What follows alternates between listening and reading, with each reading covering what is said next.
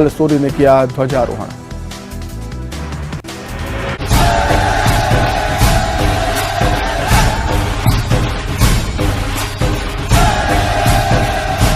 नमस्कार, स्वागत है आपका हमारी खास पेशकश देव दर्शन में। मैं हूं रीनू। अपनी इस खास पेशकश में आज हम बात करेंगे मंदसौर के प्रसिद्ध नालछा माता मंदिर की, जहां भैरव भवानी दोनों एक ही आसन पर विराजित हैं और यहां एक ही स्थान पर माता के 3 रूपों के एक साथ दर्शन होते हैं। भवानी मंदिर में भैरव और भवानी अलग अलग आसन पर विराजित होते हैं।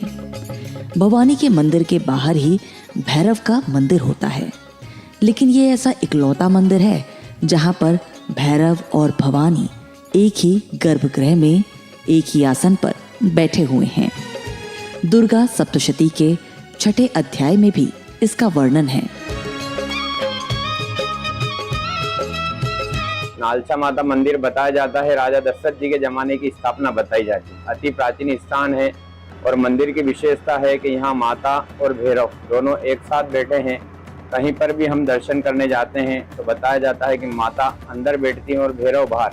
यहाँ भैरव और भवानी दोनों एक साथ एक गादी पर बैठे हैं और माता दिन में 3 रूप लेती है, सुबह, दोपहर, शाम। सुबह बाल्यावस्था, दिन में युवावस्था, शाम को वृद्धावस्था। मंदिर में स्थापित माता नालछा की मूर्ति दिन में 3 स्वरूप में दर्शन देती है। सुबह बाल्यावस्था, दोपहर में युवावस्था और रात्रि में वृद्धावस्था के दर्शन होते हैं।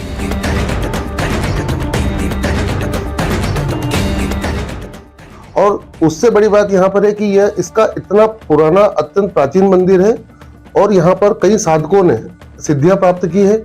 और इस मंदिर की सबसे बड़ी विशेषता यह है कि भगवती दिन में 3 स्वरूप अपने बदलती है। आप स्वयं इसका अनुभव कीजिएगा। आप सुबह जब आप उनके दर्शन करेंगे तो एक बहुत बाल्यावस्था का दर्शन आपको भगवती के स्वरूप में होगा। जब आप दोपहर में दर्शन करेंगे तब बिल्कुल एक चीर युवा की स्थिति में आप भगवती को पाएंगे। और सांध्य काल में जब आप भगवती का दर्शन करेंगे तो आप देखिएगा वहाँ पर प्रौढ़ावस्था का आपको वहाँ पर स्वरूप का अनुभव होगा। नवरात्रि में यहाँ पर 10 दिन का उत्सव मनाया जाता है। चैत्र नवरात्रि में यहाँ पर भंडारे का आयोजन किया जाता है, तो अश्विन नवरात्रि में प्रतिदिन यहाँ पर महाआरती के साथ साथ माता का जागरण भी होता है।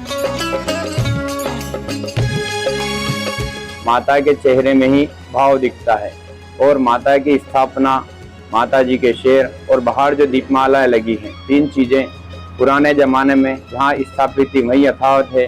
बाकी पूरा मंदिर तोड़ करके जीर्णोद्धार में नया बनाया गया है। और नवरात्रा विशेष में माता जी का यहाँ दोनों नवरात्रा में अलग ही जेवर श्रृंगार होता है, जिसका भव्य रूप दर्शन हम लोग नवरात्रि में पंचमी के दिन श्रृंगार दर्शन से करते हैं। नवरात्रा में माता जी के यहाँ रोजाना सुबह और शाम 8:30 बजे आरती होती है, उसका भव्य आनंद होता है। और चतुर्थी की रात को माता जी का जेवर श्रृंगार होता है। पंचमी से वह श्रृंगार भव्य दर्शन सभी भक्तों को देखने को मिलता है। नवरात्रि में अष्टमी के दिन पुरुषों का जागरण होता है। नवमी के दिन शाम को हवन के पश्चात महिलाओं का जागरण होता है। और दशहरे के दिन सुबह कन्या पूजन होता है और शाम को 5 बजे पश्चात वाड़ी विसर्जन का कार्यक्रम किया जाता है। चैत्र नवरात्रा में वाड़ी विसर्जन होती है। 9 दिन के नवरात्रि महोत्सव में 9वें दिन माता भवानी का हवन पूजन किया जाता है। 10वें दिन यहाँ पर एक भव्य कार्यक्रम किया जाता है। नवरात्रि में प्रतिदिन महाआरती का आयोजन होता है, जिसमें हजारों भक्त यहाँ पर आते हैं और महाआरती में भाग लेते हैं। और माता के ऐसा बताया जाता है कि दिन में 3 रूप में दर्शन होते हैं। सुबह बाल्यकाल के दर्शन होते हैं, दोपहर में युवावस्था के और शाम को प्रौढ़ावस्था के दर्शन होते हैं। नवरात्रि के समापन पर यहाँ पर चूल का आयोजन किया जाता है। इस चूल में धधकते अंगारों पर भक्त निकलते हैं और कई सालों से यह परंपरा चली आ रही है। और खास बात यह है कि इस पूरे आयोजन का जिम्मा प्रशासन के हाथ में है। 3 फीट गहरी, 1.5 फीट चौड़ी और 15 फीट लंबी एक खाई खोदी जाती है और उसमें जलाने के लिए लकड़ियां डाल दी जाती हैं। लकड़ियां जब पूरी तरह से जलकर अंगारे बन जाती हैं तो उसमें घी डाला जाता है और इन दहकते अंगारों पर भक्त अपनी आस्था प्रकट करने के लिए नंगे पांव अंगारों पर से गुजरते हैं।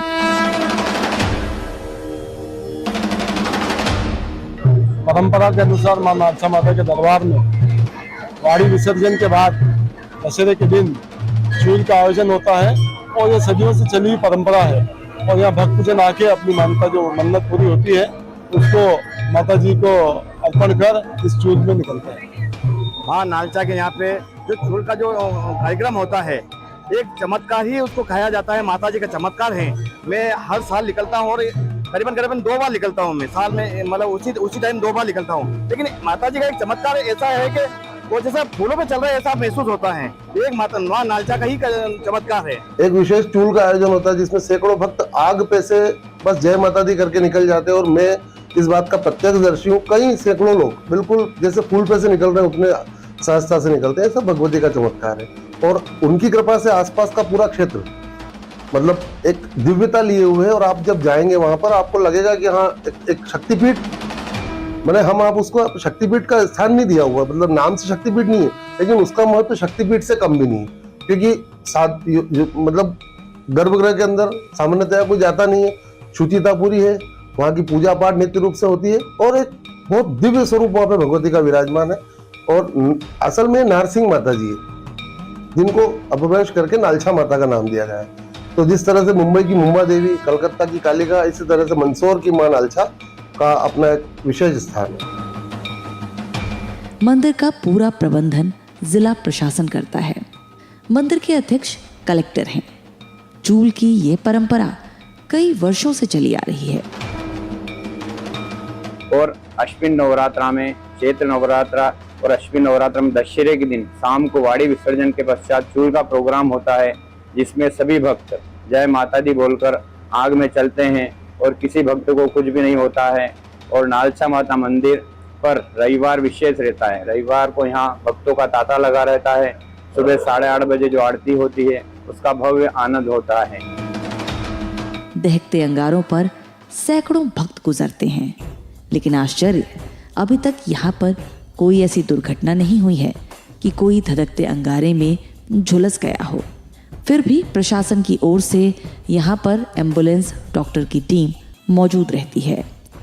दहकते अंगारों पर चलने वाली चूल की परंपरा को देखने के लिए यहाँ पर हजारों लोग इकट्ठा होते हैं। विशाल चूल का आयोजन होता है जिसमें भक्त लोग धधकते हुए अंगारों पे चलते हैं। उसके बाद नालसा माता सेवा समिति द्वारा हलवे और चने का प्रसाद का वितरण होता है सभी भक्तों को। नालसा माता के दर पे जो भी आता है कभी खाली हाथ नहीं गया। जो चूल का कार्यक्रम होता है उसमें लोग भक्त निकलते हैं तो उनके पैर में चलते हैं। कोई इस तरह घटना हुई? आज तक तो नहीं हुई है साहब मेरे जानकारी में।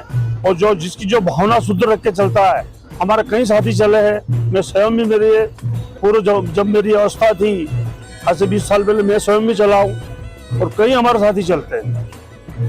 और इसके पूर्व जब SP कटारे साहब थे मंदसौर में, वो स्वयं चले। उनका फोटो आज भी हमारी आरती की बुक में छपा हुआ है। नवरात्रि समापन पर यहाँ हजारों कन्याओं का पूजन किया जाता है।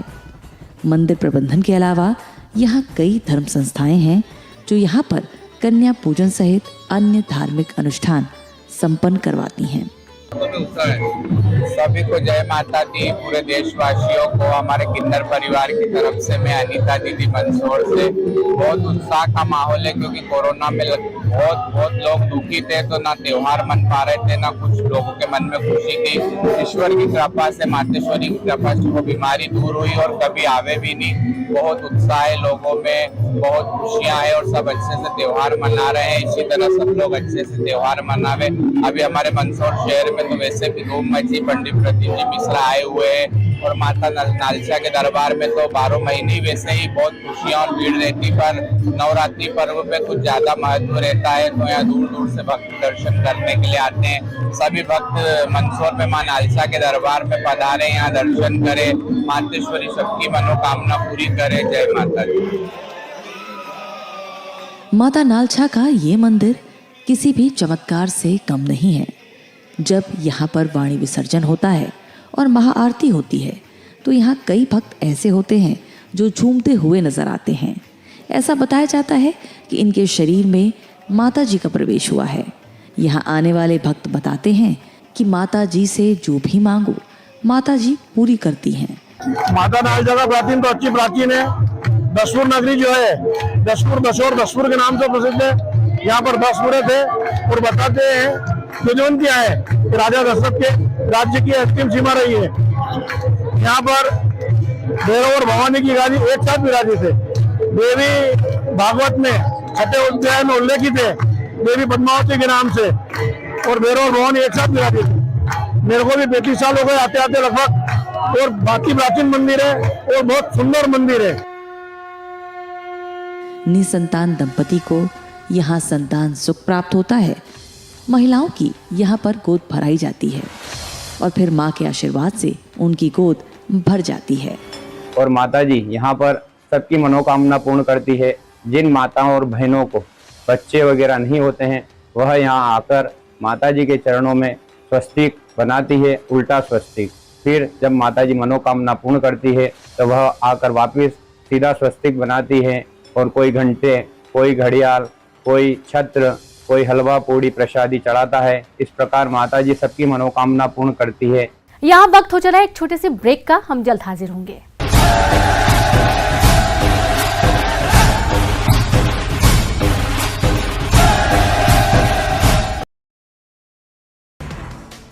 आरक्षण पर राज्यपाल के मार्च तक इंतजार वाले राजभवन की सफाई पर कहा 22 और 23 मार्च को सुप्रीम कोर्ट में होगी मामले की सुनवाई। इसी के मद्देनजर आया था राज्यपाल का बयान।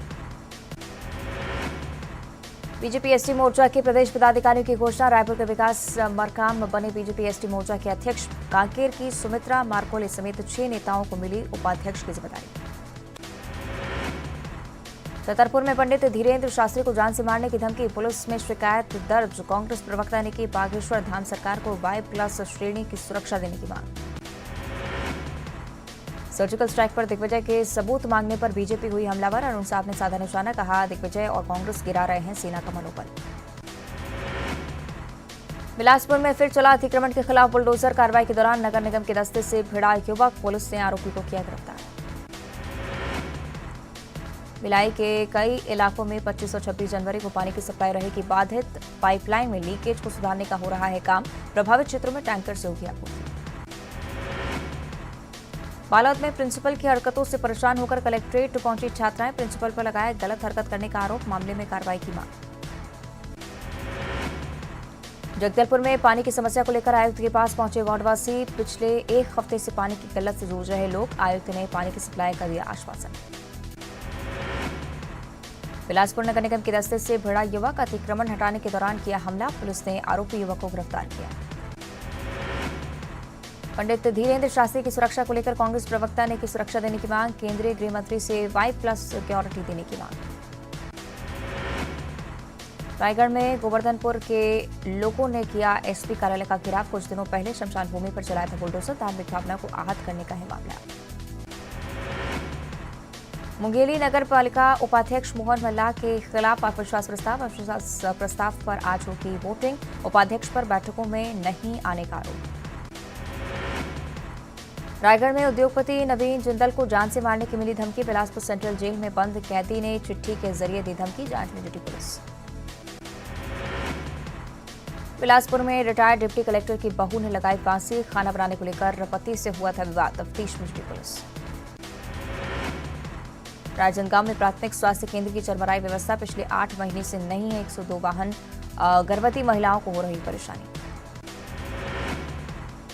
कवर्धा में 2 बीजेपी नेताओं को जिला बदर की अनुशंसा पर बवाल। कुर्मीज समाज ने कलेक्टर से की मुलाकात, राजनीतिक मामले में जिला बदर को बताया गलत। दिग्विजय सिंह के बयान पर केंद्रीय मंत्री ज्योतिरादित्य सिंधिया ने किया पलटवार, कहा दिग्विजय ने वीर जवानों के शौर्य का किया है अपमान, वो आतंकवादियों को भी लगते हैं जी। दमोह में पथरिया विधायक रामबाई ने विद्युत विभाग के संविदा और आउटसोर्स कर्मचारियों का किया समर्थन, बोली कर्मचारियों को नियमित कर सरकार बढ़ाए वेतन। सीहोर के नसरुल्लागंज की ग्राम पंचायत लाड़कुई में मजदूरों ने जड़ा ताला, मजदूरी न मिलने से नाराज मजदूरों के हंगामे के बाद जड़ा ताला। देवास में आबकारी विभाग की बड़ी कार्रवाई, करोड़ों की जब्त की गई अवैध शराब पर चलाए रोलर, कच्ची शराब और मकुआ लहान भी किया नष्ट। बागेश्वर धाम प्रमुख धीरेन्द्र शास्त्री के समर्थन में किन्नर समाज महामंडलेश्वर हिमांकी सखी ने दिया खुला समर्थन, का धीरेन्द्र शास्त्री सनातन धर्म के लिए कर रहे हैं काम। जबलपुर में सड़क हादसे में 3 लोगों की मौत। बेकाबू होकर पुल से नीचे गिरी कार। मौके पर पहुंची पुलिस ने जांच शुरू की। भोपाल में पुलिस को मिली बड़ी कामयाबी। दिल्ली के ठग गैंग को पकड़ा। देवास से 2 ठगों की हुई गिरफ्तारी। ग्वालियर में पुलिस को मिली सफलता। युवक की हत्या मामले में आरोपी भाई और भाभी को किया गिरफ्तार। 5 महीने से था फरार। धार में सरदारपुर के छात्रों ने किया कलेक्टर ऑफिस के बाहर प्रदर्शन। आदिवासी छात्रावासों में अनियमितता का लगाया आरोप। कलेक्टर से की कार्रवाई की मांग। पन्ना पुलिस को मिली बड़ी सफलता। एनीडेस्क ऐप से पैसा निकालने वाला गिरोह पकड़ाया। 2 फोन, एटीएम कार्ड, लैपटॉप भी जब्त। नर्मदापुरम में युवती को अगवा कर दुष्कर्म। अलग अलग शहरों में ले गए आरोपी। पुलिस ने घेराबंदी कर पकड़ा।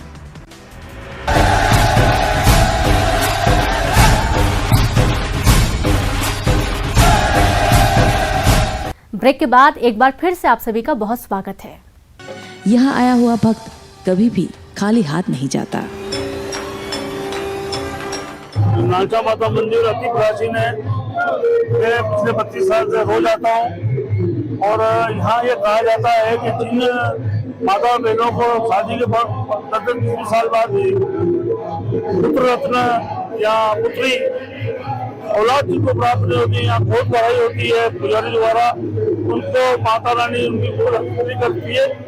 यहाँ पर कहा जाता है कि अपनी मान्यताएं पूरी होती है और अपने मनोरथ पूरे होते हैं और निसंतानों की संपत्ति भी झोली भरती है। जैसे भादवा माता के जल की मान्यता है, वैसे भी इस जल की मान्यता है। अगर यहाँ का जल भी उपयोग में लिया जाए तो भादवा माता के जल से कम नहीं रहेगा ही। जय माता दी। माता नालछा के इस मंदिर पर कभी भी कोई चोरी या लूट की घटना नहीं हुई। करीब 8 बार मंदिर परिसर में चोर और लुटेरे आ चुके हैं, लेकिन कभी भी मंदिर के अंदर प्रवेश नहीं कर पाए। चैनल गेट को हाथ लगाते ही सुरक्षा अलार्म बजने से सुरक्षाकर्मी जाग गए, तो कभी गेट तक पहुंचने के बाद चोर उल्टे पांव लौट गए। यहाँ सेवा करने वालों के अनुसार करीब 50 साल पुरानी ये सत्य घटना है। एक बार यहाँ रात में महिलाओं का जागरण हो रहा था। इसी दौरान मंदिर में चोरी की नीयत से कुछ लोग परिसर में आ गए। तब यहाँ पहाड़ी थी। जागरण कर रही महिलाओं को इसकी भनक लग गई। उसी समय एक महिला के शरीर में माता आई और बोला कि कुछ नहीं होगा। उसके बाद चोर जैसे ही मंदिर के पास पहुंचे तो उन्हें मंदिर की ओर जाने वाला रास्ता तो दिख रहा था, लेकिन वापस जाने का रास्ता नजर नहीं आ रहा था। इससे चोर डर गए और जब वे मंदिर में थोक लगाकर मुड़े तब जाकर उन्हें रास्ता नजर आया। बताया जाता है कि यहाँ पुराने समय में नवरात्रि में नवमी के दिन हवन के पश्चात महिलाओं का जागरण होता था, जिसमें बहुत सारी महिलाएं यहाँ पर जागरण कर रही थी। उसी समय किसी को पता चला कि बाहर मंदिर प्रांगण में चोर आ चुके हैं। जब पुरानी बात बताई जाती है, उस समय एक लेडीज को माताजी आए और उन्होंने दर्शाव दिया कि भक्तों जो भी यहाँ जागरण में बैठे हैं वो कोई आप डरिएगा मत, यहाँ पर मंदिर प्रांगण में चोर आए हैं मगर आप किसी से डरना मत। माताजी ने सबको प्रेरणा दी और कोई न डरा। और जो चोर आए थे वह मंदिर की तरफ आते हैं तो उनको दिखाई देता है और मंदिर से पलट कर जैसे ही पीछे मुड़ते हैं तो उनको कुछ भी दिखाई नहीं देता है। इस प्रकार से माताजी का चमत्कार हुआ था और वह चोर रात भर मंदिर प्रांगण के आसपास ही घूमते रहे और सुबह माताजी के चरणों में धोख लगाया और माताजी से क्षमा कर प्रार्थना करी कि हम यहाँ गलत सोच के साथ आए थे और वो सोच यहीं छोड़ के जा रहे हैं। और वापस भक्त गए तो पीछे उनको वापस दिखने लग गया। इस प्रकार से माताजी की विशेषता है। मान्यता है कि माता के मंदिर में शेर आते थे। इसका उल्लेख एक घटना में होता है। सन 1691 में औरंगजेब की सेना श्रवण नाला के मैदान में ठहरी हुई थी। वहां पर किसी शेर के दहाड़ने की आवाज आ रही थी। शेर की दहाड़ से पूरी सेना में खौफ छा गया। गुप्तचर विभाग ने जंगल में शेर को ढूंढने का प्रयास भी किया, लेकिन शेर कहीं नहीं मिला।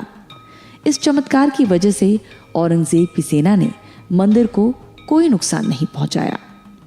वर्तमान में जो मंदिर है उसका गर्भगृह पहले जैसा ही है। मंदिर का जीर्णोद्धार हो चुका है और यहाँ पर पर्यटन विभाग ने भी बहुत सारी सुविधाएं श्रद्धालुओं के लिए शुरू कर दी हैं। ये मंदिर धार्मिक आस्था के केंद्र के साथ साथ पर्यटन का भी केंद्र बनता जा रहा है। तकरीबन मुझे 15 साल हो गए हैं आते आते माता जी के मंदिर में, और मेरी सारी मनोकामना यहीं से पूर्ण हो रही है। माता जी बहुत कृपा है, दृष्टि है, और सब पे ऐसे ही बनाए रखें। मध्य प्रदेश के मंदसौर जिले का प्राचीन नारसिंगी माता मंदिर, इसे नालछा माता मंदिर के नाम से जाना जाता है। बताते हैं कि इस मंदिर की स्थापना अयोध्या के राजा दशरथ ने की थी। इसी कारण मंदसौर का प्राचीन नाम दशपुर कहा जाता है। राजा दशरथ का यहाँ एक राज्य था और राजा दशरथ ने ही यहाँ पर इस मंदिर की स्थापना की थी। इस मंदिर पे आने से पहले जो एक रास्ता है, वहाँ पर श्रवण नाले का एक उल्लेख मिलता है। किंवदंतियों में बताया गया है कि ये वो श्रवण नाला है जहाँ पर राजा दशरथ ने जब श्रवण जी का जो गलती से उनका वध हो गया था, जिसकी वजह से ये सारी रामायण की प्रक्रिया हुई, तो उस काल से भी इसको एसोसिएट किया गया, जोड़ा गया है। और आप देखना लंबे समय से दोनों ही नवरात्रि में, शारदीय नवरात्रि है या दूसरी अपनी नवरात्रि है चैत्री नवरात्रि, इन दोनों नवरात्रियों में हजारों भक्तों की यहाँ पर मान्यताएं हैं, दर्शन होते हैं, श्रृंगार होते हैं, जेवर श्रृंगार होते हैं, अन्य अन्य कार्यक्रम होते हैं। मंदिर की विशेषता ये है कि इस मंदिर में माता नालछा के साथ में भैरव की प्रतिमा भी स्थापित है। ये ऐसा इकलौता मंदिर है जिसमें माता के साथ भैरव एक ही गादी पर विराजमान हैं। अन्य मंदिरों में भैरव का स्थान मंदिर के बाहर होता है, लेकिन यहाँ पर भैरव और भवानी एक ही स्थान पर विराजित हैं। पूरे भारतवर्ष में ऐसा मंदिर नहीं है, क्योंकि इस मंदिर की एक बड़ी विशेषता यह है कि यहाँ पर भैरव और भवानी दोनों एक ही सिंहासन पर विराजमान है।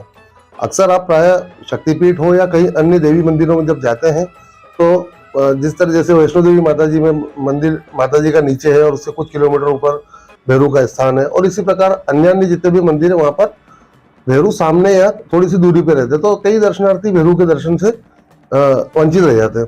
तो यह एकमात्र ऐसा स्थान है जहाँ पर भैरव भवानी साथ में विराजित है। ये भी बताया जाता है कि दुर्गा सप्तशती के 6ठे अध्याय में इसका वर्णन है। नालछा माता के नाम से विख्यात इस मंदिर में विराजित माता नालछा की प्रतिमा दिन में 3 रूपों में दर्शन देती है।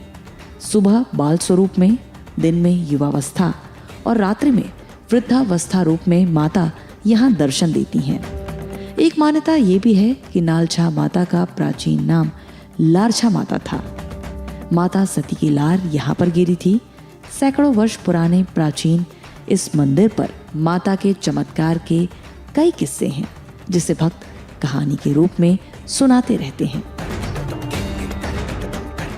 देव दर्शन की इस खास पेशकश में आज इतना ही। मुझे दीजिए इजाजत। नमस्कार।